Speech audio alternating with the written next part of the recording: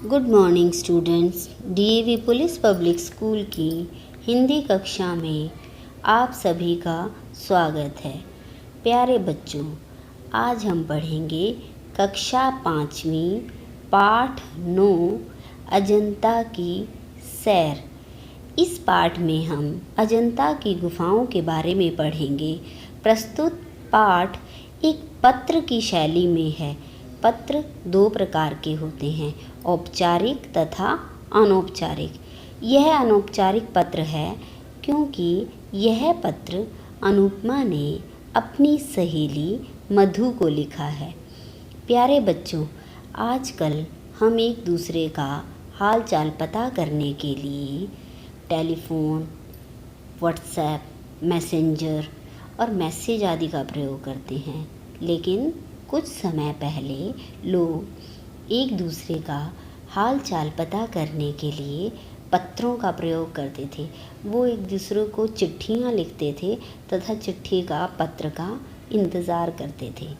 इस पाठ में अनुपमा ने अपनी दशहरे की छुट्टियों को किस प्रकार बिताया उसके बारे में यहाँ पर वर्णन किया है। अनुपमा की सहेली मधु दिल्ली में रहती है। अनुपमा उसे पत्र के माध्यम से सब कुछ बताती है। अनुपमा लिखती है कि मधु, तुम्हारा पत्र पढ़कर मुझे बहुत खुशी हुई। तुमने दशहरे की छुट्टियों में खूब मज़े किए। और उसका भाई रोहित और अनुपमा इस बार दशहरे की छुट्टियों में महाराष्ट्र गए थे। महाराष्ट्र उसके अनुपमा के मामा जी के घर। अनुपमा बताती है कि मुझे शुरू से ही मूर्तियों और चित्रों और रंगों ने अपनी ओर आकर्षित किया है। अर्थात उसको चित्र, रंग और मूर्तियाँ बहुत पसंद है, आकर्षित अपनी ओर खींचा है। और मामा जी के घर जाने के पीछे उसका एक कारण था कि वह अजंताओं की गुफाओं की कलाकारी का आनंद ले। वे सब परिवार के साथ मामा जी के घर पहुँचे और उनकी मामी जी उन्हें देखकर बहुत खुश हुई। और सुबह होते ही वो एक अलग सपनों की दुनिया में पहुँच गए, क्योंकि वो अजंता की गुफा देखने के लिए चले गए थे। अजंता की गुफाओं में दीवारों, छतों पर बहुत सुंदर चित्र बने हुए थे। वहाँ पर गुफाओं में दीवारों पर, छतों को देखकर ऐसा लगता था कि लोगों को कोरी दीवारें बिल्कुल पसंद नहीं हैं, क्योंकि अगर आजकल के बच्चे पेंसिल से, रंगों से दीवार पर अपनी कलाकारी बनाते हैं तो डांट पड़ जाती है, क्योंकि उसके भाई, अनुपमा के भाई रोहित को भी ऐसी डांट पड़ चुकी थी। तो अनुपमा कहती है कि पहले समय में, अजंता के समय में शायद लोगों को अत्यधिक प्रकृति से प्रेम था और अजंता की गुफाएं अत्यंत ही रमणीक जगह पर, बहुत ही रमणीक यानी मनोहर, मन को अच्छी लगने वाली जगह पर बनी हुई है। वह बताती है कि गुफाओं के अंदर और गुफाओं के भीतर बड़े बड़े मंदिर और सभागृह, जहाँ पर सभाएं की जाती है, इन्हीं की छतों और दीवारों पर चित्र और मूर्तियाँ बनी हुई हैं।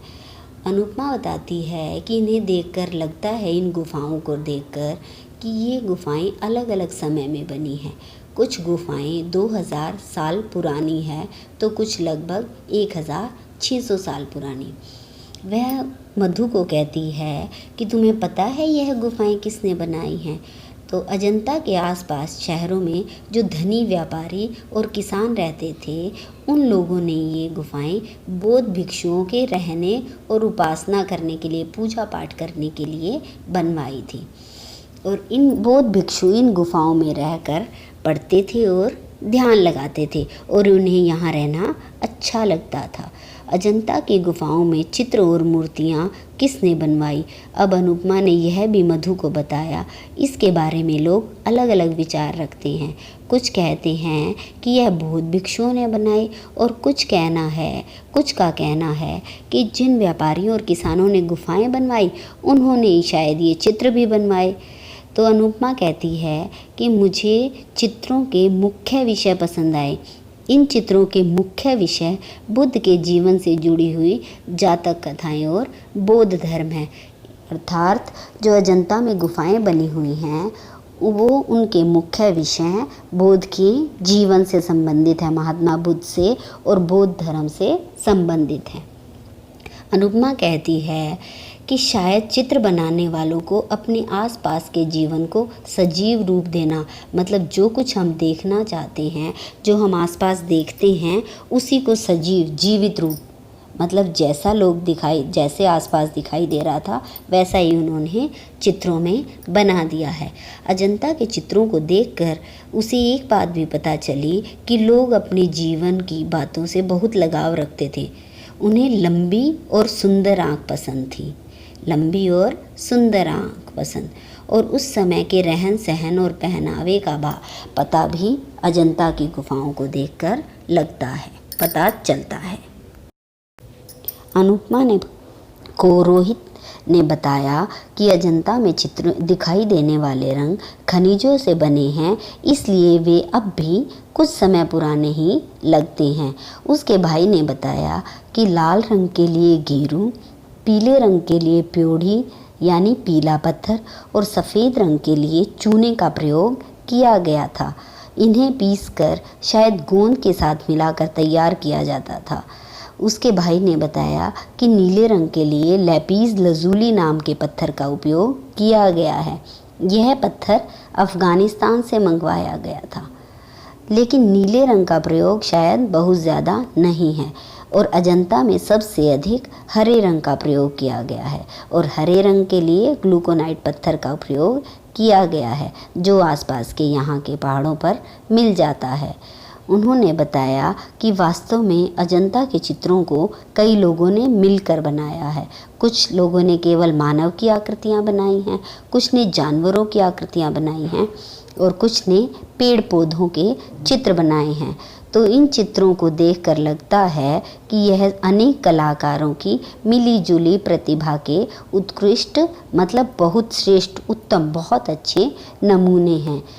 अनुपमा ने अंत में कहा कि अजंता के चित्रों ने, कलाकारी ने सबका मन मोह लिया, और अजंता इस बात का प्रमाण है कि हमारी भारतीय संस्कृति कितनी समृद्ध है।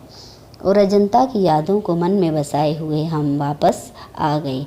अंत में अनुपमा ने अपनी सहेली को अपना नाम लिखकर पत्र भेज दिया। तो प्यारे बच्चों, इस पाठ में हमने अजंता के बारे में पढ़ा कि अजंता की गुफाएं कितनी रमणीक, कितनी मनोहर हैं और हमारी संस्कृति की समृद्धि की प्रतीक हैं। धन्यवाद।